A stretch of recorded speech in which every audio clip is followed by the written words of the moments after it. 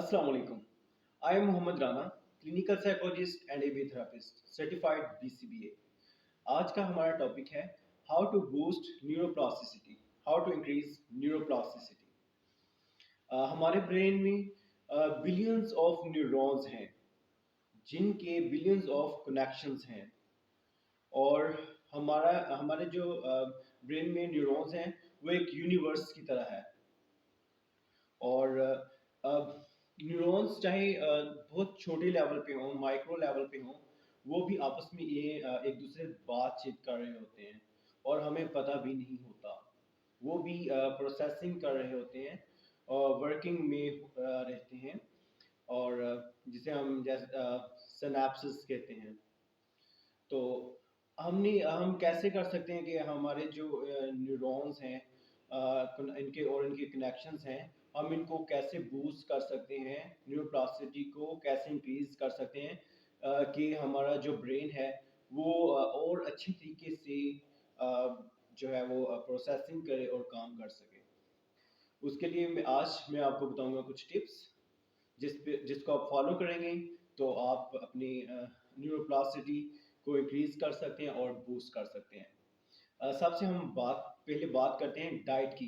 आपने क्या करना है, आपने टाइम से खाना है, आपने हेल्दी डाइट लेनी है, और पानी का ज़्यादा इस्तेमाल करना है, जिससे आपकी न्यूरोप्लास्टिसिटी इंक्रीज होगी। और फिर हम आते हैं स्लीप की बात करते हैं। आपने नॉर्मल स्लीप पैटर्न को फॉलो करना है, आपने रात को सोना है, नींद पूरी लेनी है आपने। और फिर आते हैं हम एक्सरसाइजेस की तरफ। आपने एक्सरसाइजेस भी करनी है, चाहे आप इंडोर चाहे आउटडोर करें, किसी पार्क में करें, आप वॉक करें। वॉक से भी जो है न्यूरोप्लास्टिसिटी इंक्रीज होगी। ठीक है, इसके बहुत सारे बेनिफिट्स हैं। देखिए आपकी फिजिकल और मेंटल हेल्थ को आप फॉलो करेंगे, उसका ख्याल रखेंगे, तो आपकी न्यूरोप्लास्टिसिटी इंक्रीज होगी और बूस्ट होगी आपकी एनर्जी। हम एक्सरसाइजेस की बात कर रहे थे। आपने एक्सरसाइजेस करनी है। अगर आप एक्सरसाइजेस करते हैं, आप डिफरेंट अल्टरनेट वे भी यूज़ कर सकते हैं एक्सरसाइज के। आप वॉक, जैसे आप वॉक करते हैं, आप वॉक को थोड़ा सा जो ट्रैक आप यूज़ करते हैं, आप अल्टरनेट ट्रैक यूज़ करें। आप कोई भी काम को बदल बदल कर अगर करेंगे, तो उससे न्यूरोप्लास्टिसिटी इंक्रीज होगी और बूस्ट होगी। जैसे कि आप वॉक करते हैं फॉरवर्ड, आप बैक भी कर सकते हैं कि वापस अपने जो है रिवर्स जिसे कहते हैं वॉक करते हैं, वो वॉक भी करें। अगर आप राइट हैंड का ज़्यादा इस्तेमाल करते हैं, आप वही काम अब आप अपने लेफ्ट हैंड से करें, तो उससे करने की कोशिश करें। तो इससे भी न्यूरोप्लास्टिसिटी इंक्रीज होगी और बूस्ट होगी। कोई भी ऐसे काम है जैसे आप फिर हम बात करते हैं, लैंग्वेज की बात करते हैं।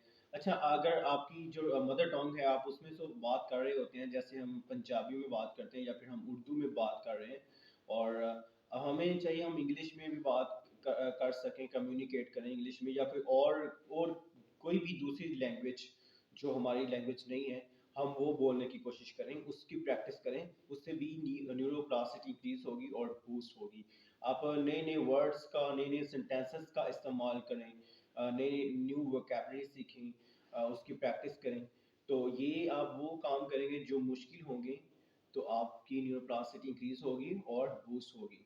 और आपका ब्रेन जो है वो बहुत अच्छा परफॉर्म करेगा और प्रोसेसिंग भी अच्छी हो जाएगी।